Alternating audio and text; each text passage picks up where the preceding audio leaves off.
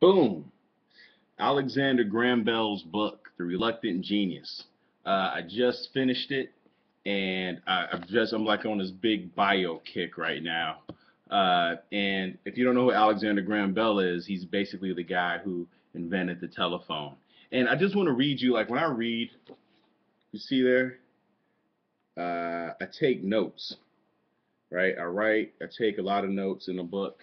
And then I also I highlight, like I don't know if you can see it, but like I like to highlight stuff also, so that when I go back and read it, I know what the fine points are. And I just want to read to you quickly some of the notes I wrote down, and I'll explain to you why I wrote.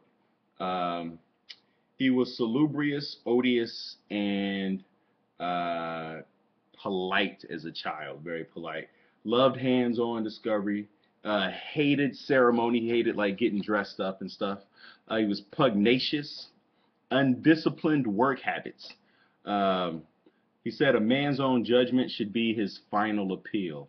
Successful due to false starts and finding the right people to work for him.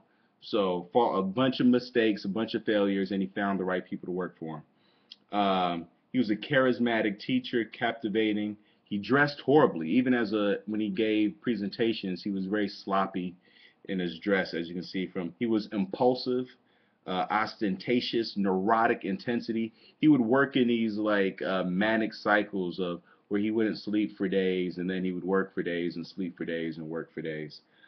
He lacked balance in his temperament. What's my point of reading this? Is that I think a lot of people read self-help books and they're trying to fix themselves.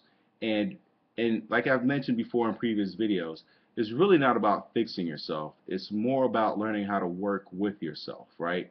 It's just like if you have a truck. You don't try to make a truck a Lamborghini or make a Lamborghini a truck. You just figure out how to work with it. And so here's a guy who had horrible work habits. He would sleep for days, and and his diet was horrendous. His wife was always trying to get him to eat correctly. But he invented the telephone, and he had 100 other patents and inventions that he invented. And so my point is that you're good the way you are.